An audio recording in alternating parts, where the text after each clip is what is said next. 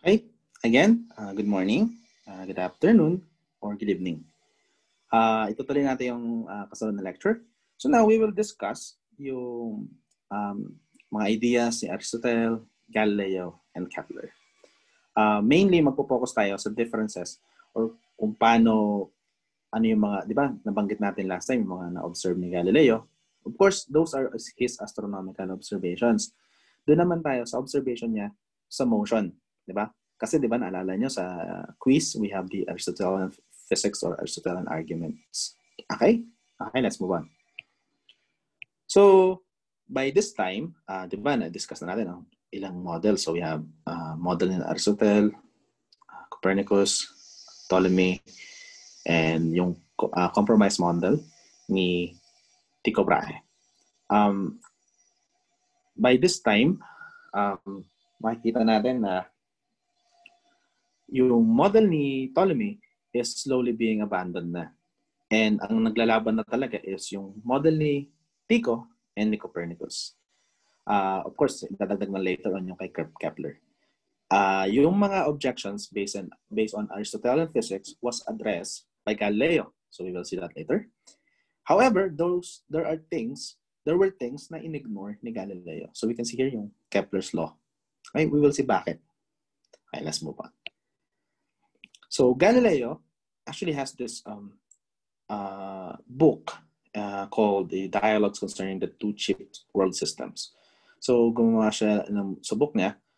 He has this logical arguments na nagsusupport sa Copernican model.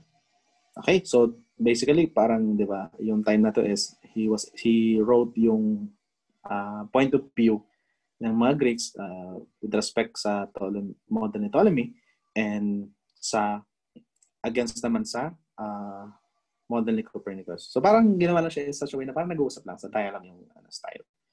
And he presented yung arguments nga to support yung Copernican model.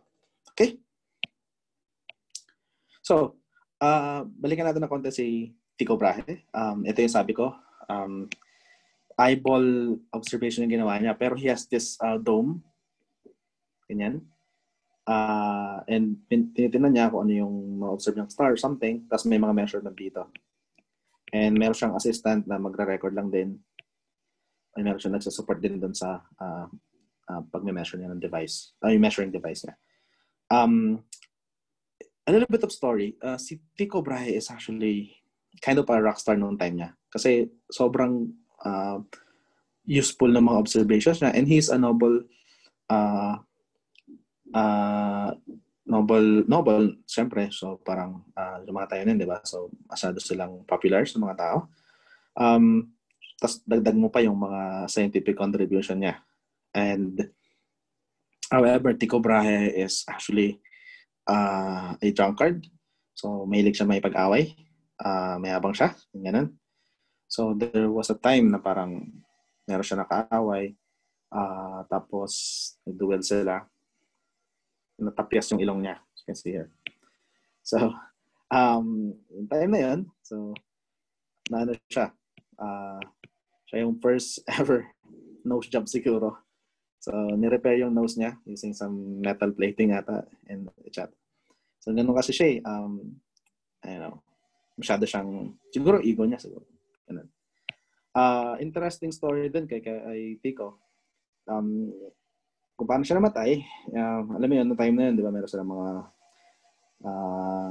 mga parang code of, paano ba, yung mga codes silang sinusunod sa mga events. So may event kasi na parang formal event yon na parang invited siya doon and kahit kahit na napapawiwi na siya ng sobrang tagal, tiniis niya yon to adhere doon sa custom na kailangan kausapin mo yung mga tao doon. And dahil doon, nagkaroon siya ng urinary tract infection and yun yung naging cause ng pagkamatay niya. So, yun nga, kapag ganun, huwag niyong tiisin. Huwag kayong maging Tycho Brahe. Okay?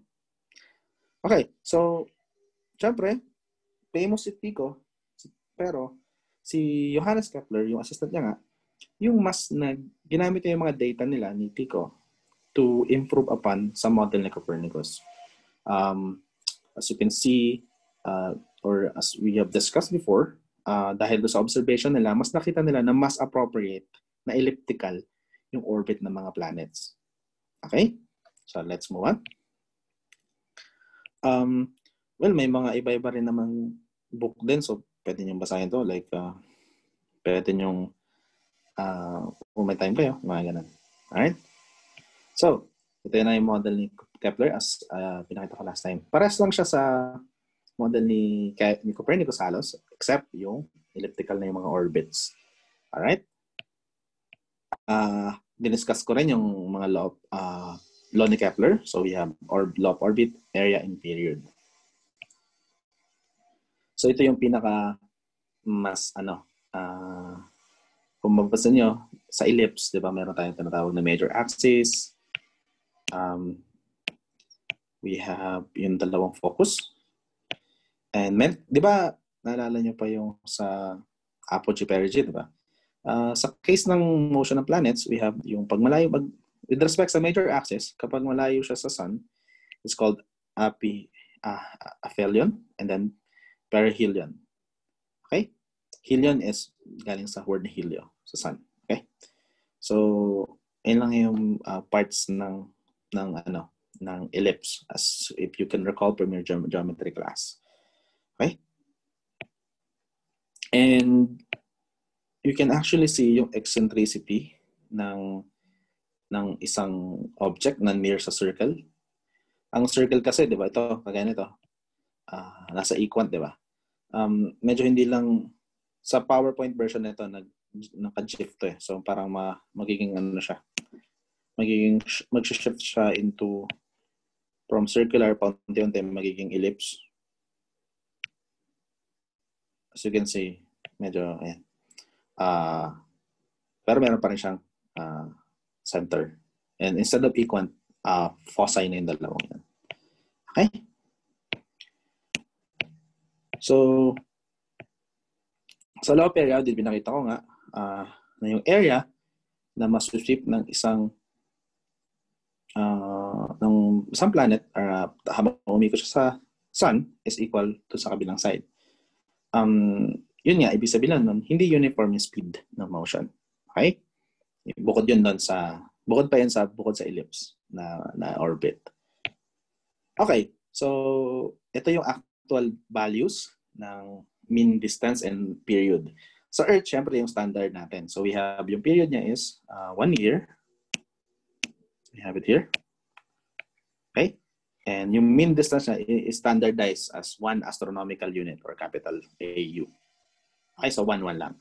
So of course, P squared equals A cube. So 1 squared equals to 1 cube, diba? Syempre, valid yun, diba? Ngayon, kung titingnan natin, let's say, sa ibang planet, sa Mars, sa kasunod nating planet, yung average distance niya is around 1.5 astronomical unit. And yung period niya is 1.88, meaning siya, halos twice yung pag-ikot niya around the sun, diba? If you can get yung ito, 1.88 squared is equal to 1.524 cube. Or not really exactly equal, pero approximately. Okay, kasi I will show you later kung bakit approximate lang muna. Okay? So kung titignan nyo, using Kepler's third law, we can actually measure or bakit anong importante dito? We have 2 unknown variables. Kapag alam yung isa, makukuha mo agad yung isa. Tama? So, ano ba yung nami-measure nila dati?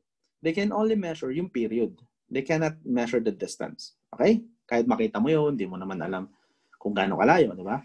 Example, sobrang powerful ng third law ni Kepler. Kasi, pag alam mo yung period, makukuha mo agad yung distance. Tama? So, kasi dati, they were only able to qualitatively describe kung ano yung position ng mga planets, diba? Based kung gaano katagal sila nag-orbit with respect to sa Sun or sa Earth. Kasi kung mas matagal siya mag-orbit, ibig sabihin, mas malaki yung orbit niya. Meaning, mas malayo siya or mas malapit. Tama? So, kay Kepler, meron ng actual value na magsasabi kung gaano kalayo, di ba? Hindi siya parang ano lang, qualitative. It's more on quantitative na. Okay? So, ganun siya ka-importante. Next. So, sa ibang planet, syempre, later na-discover, yung Uranus, Neptune, and Pluto, you can see is actually, kung makikita nyo, ang period ng Pluto is 248. Sobrang laki nito. Years ito, ganun siya katagal umiikot. Okay? Ito yung pinaka-summary niya. So you can see here, standard is yung Earth. So 111. You can actually compute yung period using yung average distance then. So you can see here sa column na to. Calculated period and yung average distance. Okay?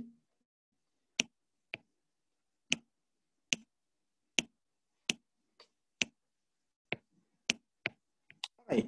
So, balikan natin yung mga na-observe ni Galileo. So, we have craters sa Moon, sunspots, Moon sa Jupiter, phases ng Venus, yung apparent size of stars is actually constant, and yung nova or supernova na na-observe din ni Tycho Brahe. Okay? Oops, sorry.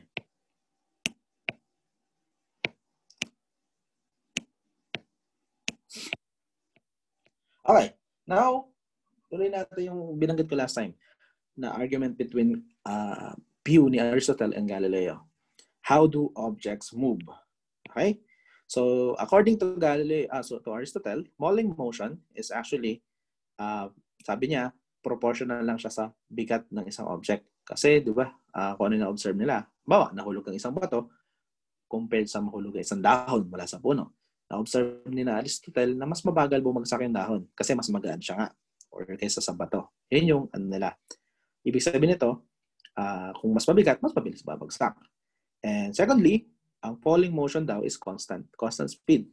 Kasi yun lang yung, di ba, naalala nyo, ganun din yung view nila sa motion ng mga heavenly bodies. Okay? Horizontal motion, you should, para masustain mo yung motion yan, you should apply an impetus or force. Wala pa kasi silang concept ng force. So parang you need something, strength para ma-move to sustain that motion. Okay? And lastly, projectile motion is two mechanism. Ibig sabihin, meron siyang motion horizontally and vertically. So, titingnan natin naman later kung ano naman yung sagot ni Galileo sa motion. Itong 3 types of motion na to.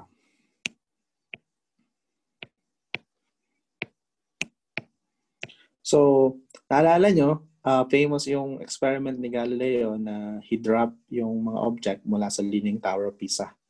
Ano ba yung totoo dito? Some people say na nangyari ba talaga? Siguro, maybe. Pero depende kasi. May mga accounts kasi na nagsasabi na unreliable daw yung source kasi later na siya sinulat. Nagsasabi naman din na yun nga, wala daw record sa notebook ni Galileo.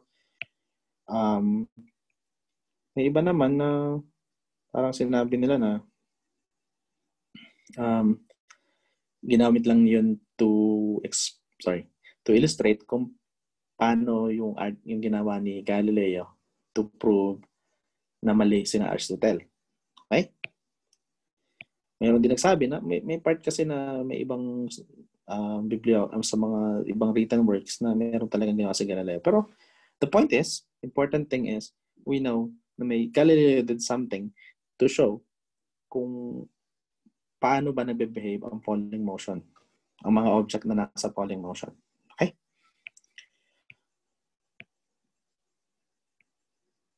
Okay.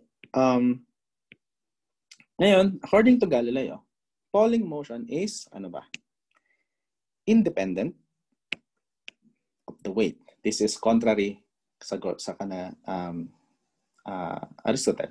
So, kanang Aristotle kasi, sobrang extreme yung example nila. So, kapag dahon ka kasi nahulog, mas magaan siya compared sa bato. Okay? Pero, what if you got 2 objects na sobrang close ang shape? Let's say, 2 cannonballs. Yung isa, mas magaan. Let's say, 1 kilogram. The other one is 5 kilograms. when you drop them at the same time, when you release them at the same time at some high point, sabay silang babagsak. Okay? Ibig sabihin nun, magkaiba sila ng timbang, pero sabay pa rin silang babagsak. Kasi if you compare yung dahon saka sa bato or cannonball, mauuna talaga yung cannonball. This is with respect saan? Yung tinatawag nating air resistance. Meron kasi resistance sa air. Lalo, example lang, yung dahon, di ba? Kaya siya mas matagal bumabagsak. Hindi dahil mas magaan siya. Okay? Pero syempre, limited yung experiment na to sa mga object na close yung, na siya shape din, di ba? Kailangan, sa cannonball, kailangan para silang circular. Or at least, medyo mabigat siya such that yung effect ng air resistance is negligible. Okay? It was just later na lang na-discover na yung famous experiment sa vacuum na feather and a metal ball na sabay nahulog. Okay? And even nung nagpunta sa moon, yung Apollo mission, may ginawa rin sila experiment doon na they proved na sabay lang talaga nahuhulog ang mga object regardless of their mass. Okay? Tuloy natin.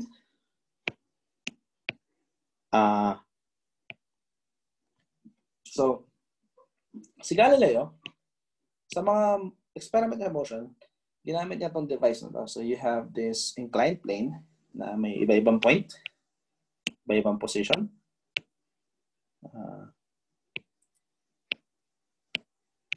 So, mame-measure niya kasi kung anong time, may bell yan eh. Anong time tumama, tutunog yan, and anong length nito, diba, distance. So, he was able to measure kung gaano kabilis, di ba?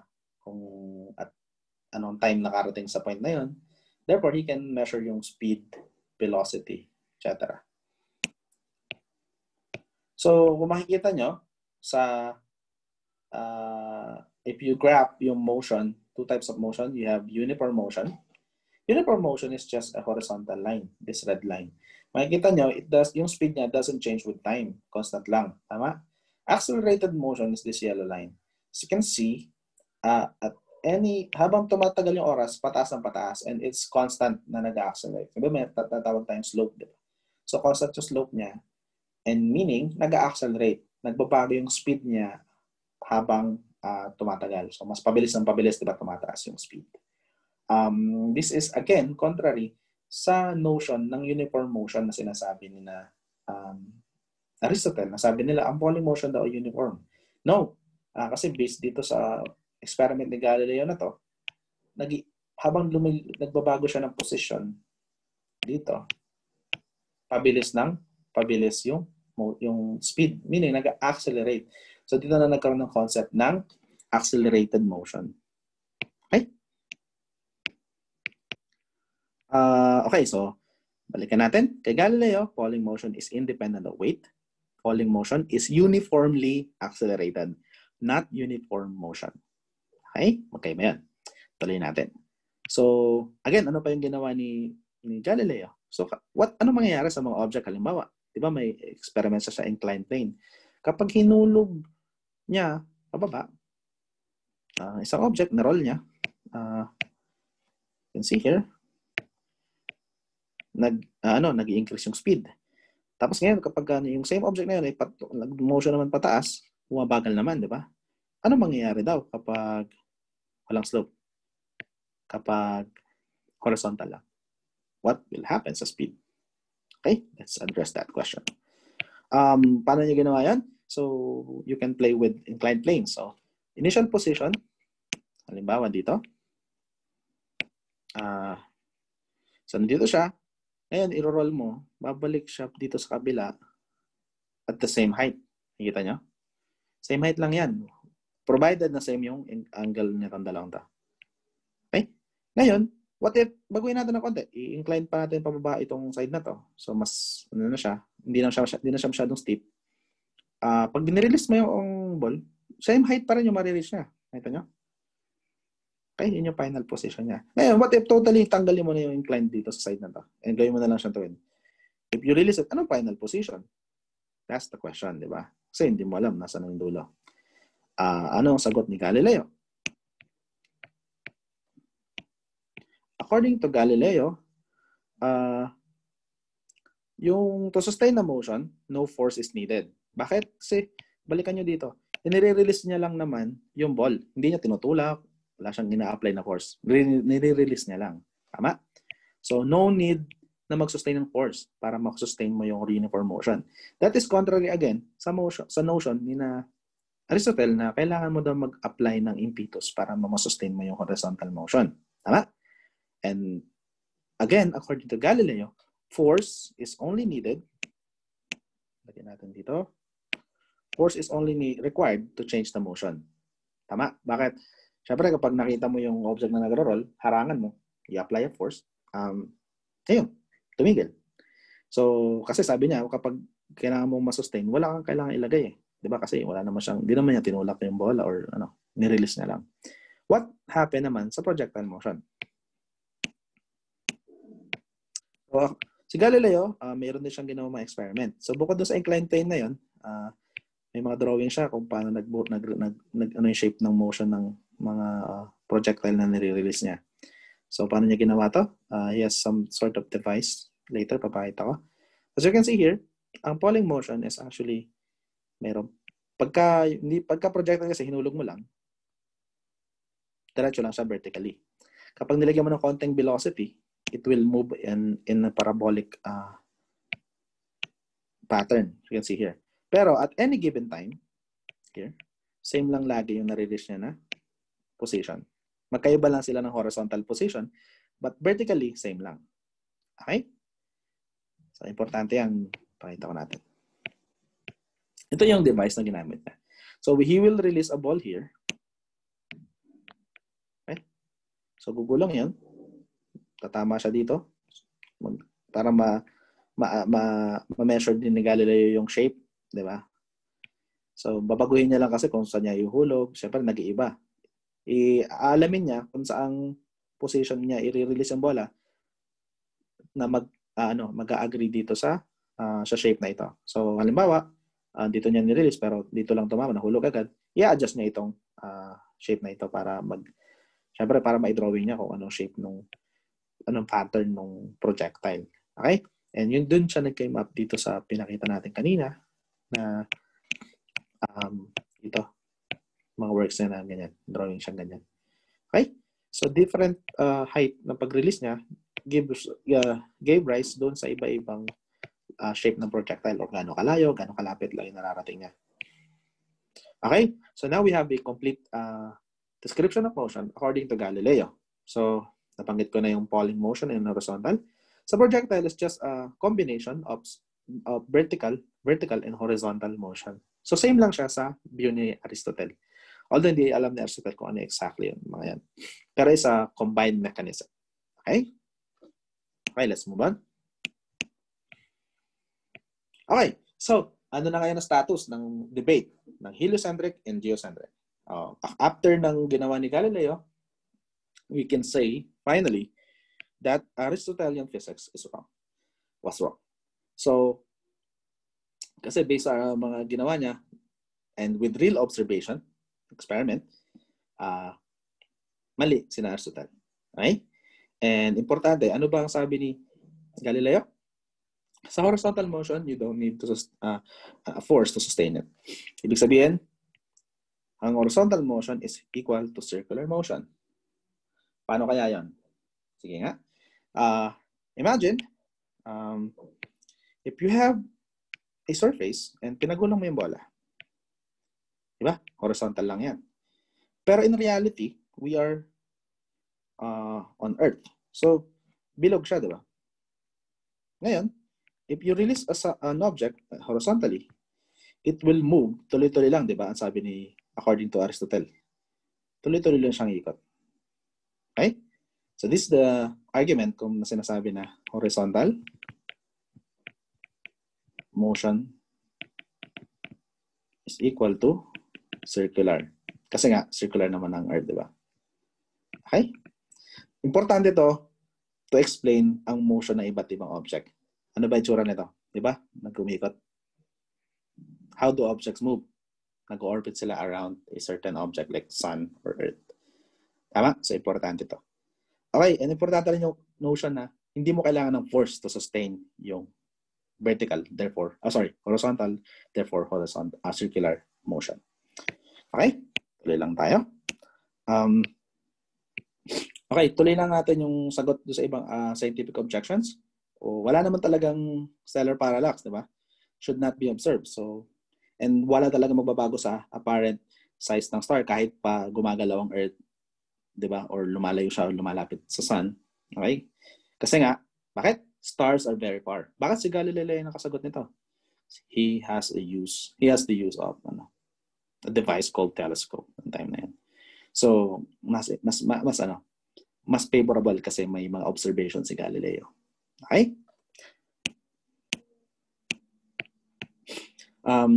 Another, di ba? Nawalala niyo yung mga sagot sa quiz. So, hindi daw nararamdaman yung wind. Di ba? Kung gumagalaw ang Earth, dapat maramdaman natin. Pero sabi ni Galileo, air moves along with the Earth. Okay? So, kaya hindi natin nararamdaman. So, that's the answer ni Galileo. Tuloy. Yung Pauling motion daw will not be so simple. Di ba? Naalala nyo? Kapag sabi nila ng Aristotelian physics, kapag nag-move ang Earth, kapag naghagis ka ng object, magpaparabolic siya. Di ba? Sabi ni Galileo, mali si Aristotle. Yung Pauling motion will still be simple. Okay? Naalala nyo yung example ko dati na kapag constant yung velocity na nasa bus ka, if you throw an object, vertical pa rin siya. Sa point of view mo, ganun pa rin. So, ganun yung sinabi ni Galileo. Another objection. How many horses? Diba? Parang you need an imaginable impetus or force to move an object as massive as the Earth. Pero sabi nga, diba, according to Galileo, to sustain a motion, you don't need force.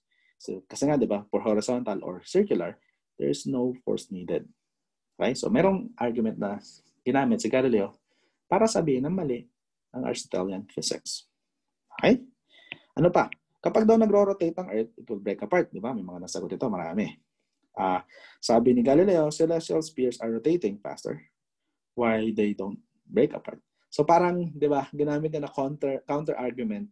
Kasi di ba, may celestial sphere yung mga planets or celestial objects sa night sky na nagro-rotate din, di ba? Bakit daw hindi yung nag-break apart? So medyo piniloso po niya, but which is valid argument. Okay? Ito, additional notes. Si Galileo is somehow the Greek of his time. He got things right, although may mga bagay siyang nakuha na malitin. Bakit? Kasi in-ignore niya, again, yung notion ng elliptical orbits. Kasi he believed in circular motion pa rin dahil nga dun sa experiment niya ng horizontal equals circular, di ba? So hindi siya naniwala. He still insisted on circular motion. And another thing is, yung mali yung explanation niya ng tides. In-explain niya kasi na parang, imagine mo yung basin. Meron kang tubig sa maliit na lalagyan. And if you move the bowl or planggana, kung ano man yun, the tide will move along kung paano mo ginalaw, di ba? Which is wrong because later pa naman ito na-explain. Actually, doon pa lang sa time ni Newton and Einstein yung proper explanation. Okay? Okay, ano na status? Balikan natin yung pinakita ko sa inyo. Wala na. Talo na sa model ni Ptolemy. Although, naglalaban pa rin ang model ni Tycho and Copernicus. Na-address na yung mga objections na based on Aristotelian physics. Although, medyo kulang pa kasi nga in-ignore ni Galileo yung laws ni Kepler. Hindi siya naniniwala sa elliptical orbits. So you can see kung paano na-develop yung astronomy. So, sa time ni Tycho Brahe, meron siyang better data. Diba? Kasi ang ganda ng measurements niya. And siyempre, pinakita naman ni Kepler na yung mga na-observe nilang data is consistent sa ellipse. And then later, may new model, tawag dito, na nagsasabi na baka naman wala talagang two domains view. Kasi nga na-observe ni Galileo yung mga imperfection sa celestial domain. Kuno. Okay? However, kulang pa rin to. Someone still need to put the pieces together nga para magkaroon tayo ng isang mas general na view ng universe. Kasi tingnan nyo, kung mapapansin nyo, maraming mga bagay pa rin na nag-agree yung mga observation. So, kailangan natin ng final thing para ma-explain yan. And doon papasok si Sir Isaac Newton. So, we will discuss si Newton naman sa next lecture. So, paano to na-tie up together ni Newton. Okay? So, yun lang muna for now. And hopefully, may natutunan kayo. Again, kapag merong parte na medyo komplikado or nalilito kayo, confused, you can email me or set an appointment. You can start setting appointment as soon as mapanood nyo to. Okay? So, yun lang naman. And have a nice day. Stay safe. Stay at home. And ingat kayo palagi. Yun lang. Thank you.